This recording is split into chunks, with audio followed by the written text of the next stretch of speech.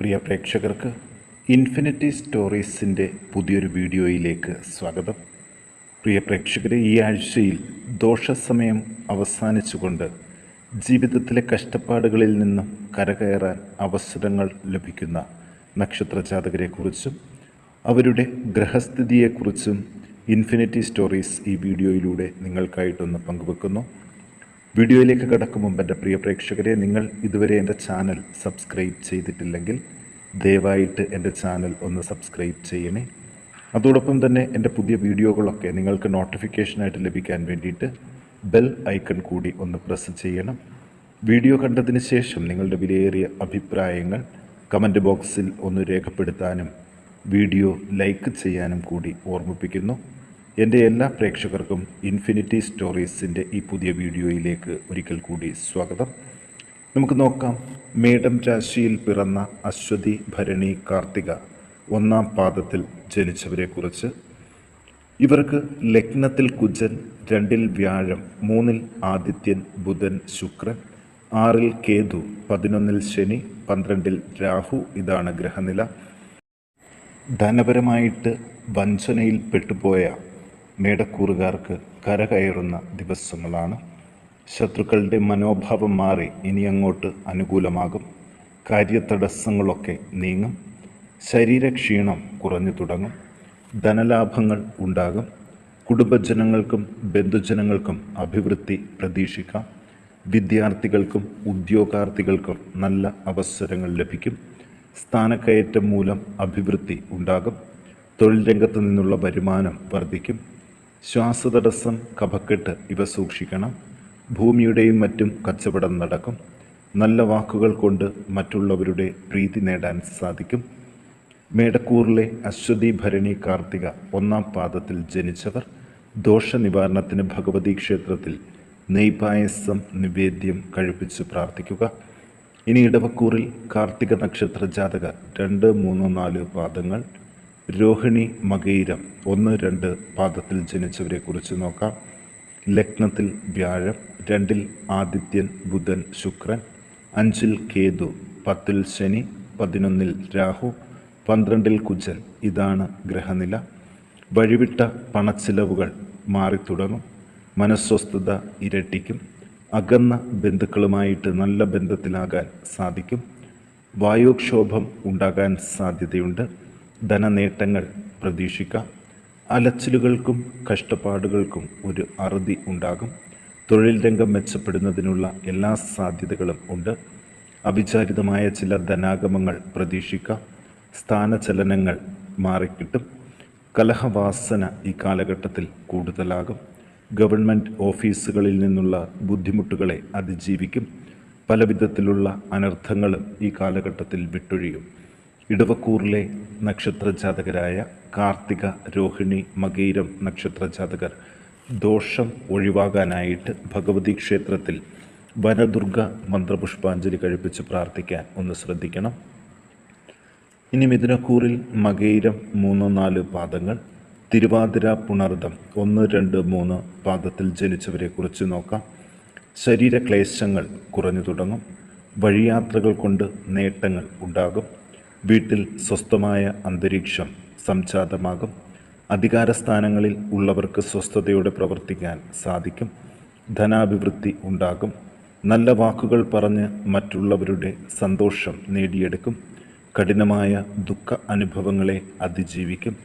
നല്ല കർമ്മങ്ങൾക്കായിട്ട് പണം ചിലവഴിക്കും. യാത്രക്കിടയിൽ വൈഷമ്യങ്ങൾ ഉണ്ടാകും. ഇഷ്ടപ്പെട്ട അന്നപാന സാധനങ്ങൾ ലഭിക്കും. വിദ്യാർത്ഥികൾക്ക് ഉന്നത വിജയം പ്രതീക്ഷിക്കാം. വിവാഹ ആലോചനകൾക്കുള്ള തടസ്സങ്ങൾ നീങ്ങിവരും. തൊഴിൽ രംഗം വലിയ കുഴപ്പം കൂടാതെ കടന്നുപോകും. ദോഷനിവാരണത്തിന് ഭഗവതി ക്ഷേത്രത്തിൽ ഐക്യമന്ത്ര പുഷ്പാഞ്ജലി കഴിപ്പിച്ച് പ്രാർത്ഥിക്കാൻ ശ്രദ്ധിക്കണം.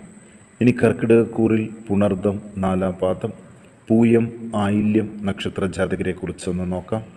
3-ൽ കേതു, അഷ്ടമത്തിൽ ശനി, 9-ൽ രാഹു, 10-ൽ കുജൻ, 11-ൽ വ്യാഴം, 12-ൽ ആദിത്യൻ, ബുധൻ, ശുക്രൻ. ഇതാണ് ഗ്രഹനില. കർമ്മരംഗം മെച്ചപ്പെടുന്നതിനുള്ള എല്ലാ സാധ്യതകളും ഉണ്ട്. ചിലവുകളൊക്കെ നിയന്ത്രണങ്ങൾക്കനുസരിച്ചിട്ടായിരിക്കും.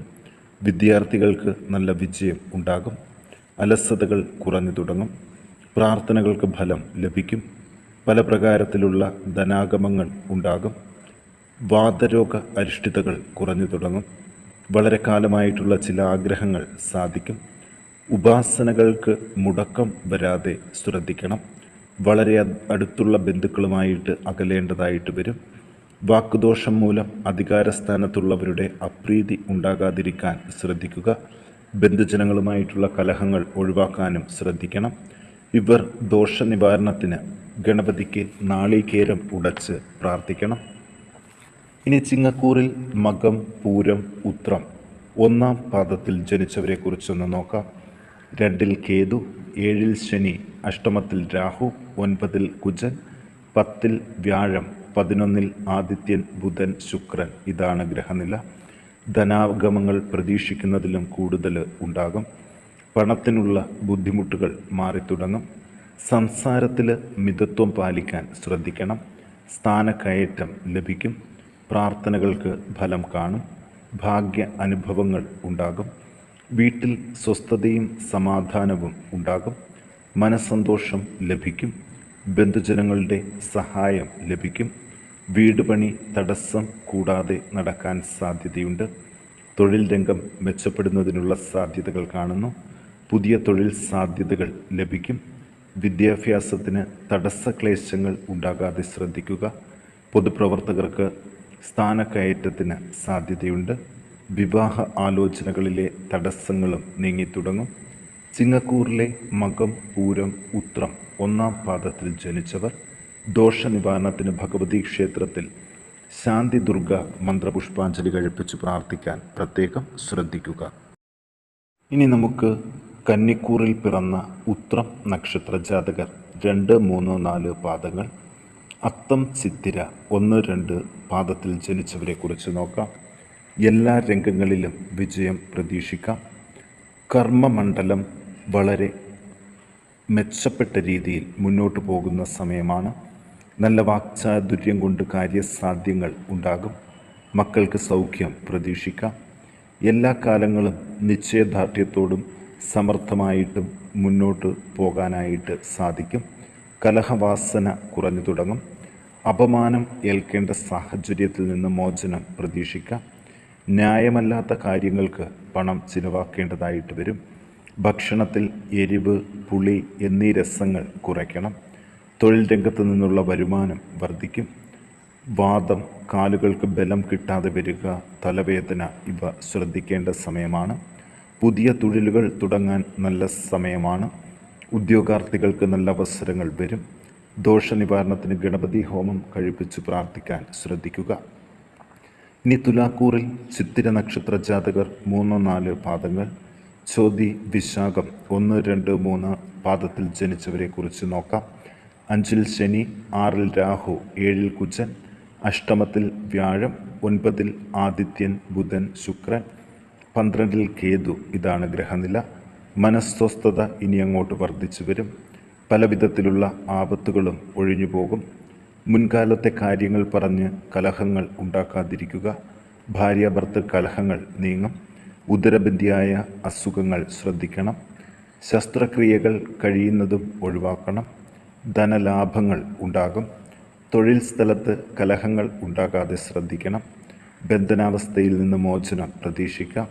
വലിയ ദുഃഖ അനുഭവങ്ങളിൽ നിന്ന് മോചനം ഉണ്ടാകും. കാൽനടയാത്രയിൽ പ്രശ്നങ്ങൾ ഉണ്ടാകാതെ ശ്രദ്ധിക്കണം.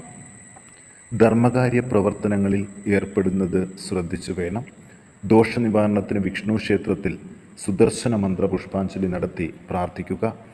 ഇനി വൃശ്ചികക്കൂറിൽ വിശാഖം 4-ാം പാദം, അനിഴം, തൃക്കേട്ട നക്ഷത്ര ജാതകരെ കുറിച്ച് നോക്കാം. സ്നേഹബന്ധത്തിൽ ഉള്ളവരെ കൊണ്ട് ചില നേട്ടങ്ങൾ പ്രതീക്ഷിക്കാം. സർക്കാരിൽ നിന്നും കാര്യം അനുകൂലമാകും. കലഹഭയം വിട്ടൊഴിയും. വീട്ടിലും മനസ്സിലും സ്വസ്ഥമായ അന്തരീക്ഷം സംജാതമാകും. വീടിൻ്റെ കേടുപാടുകൾ പരിഹരിക്കാൻ അവസരങ്ങളുണ്ട്. ഗൃഹ ഉപകരണങ്ങൾ വാങ്ങാൻ നല്ല സമയമാണ്. വാതരോഗത്തിൻ്റെ ഉപദ്രവം കുറഞ്ഞു തുടങ്ങും. തലവേദന ഉള്ളവർക്ക് യുക്ത ചികിത്സ ലഭിക്കുന്നതാണ്. ധനനേട്ടങ്ങളുടെ കാലമായതുകൊണ്ട് ശത്രുക്കളുടെ എണ്ണം വർദ്ധിക്കാൻ സാധ്യതയുണ്ട്. തർക്കവിഷയങ്ങളിൽ ഏർപ്പെട്ടാൽ വിജയം ഇവർക്കൊപ്പമായിരിക്കും. കച്ചവടത്തിൽ പ്രതീക്ഷിച്ച ലാഭം കിട്ടും. ഭൂമി കൈമാറ്റങ്ങൾ നടക്കും. നാൽക്കാലികളുടെ കൊടുക്കലുകളും വാങ്ങലുകളും ലാഭത്തിൽ എത്തിച്ചേരും.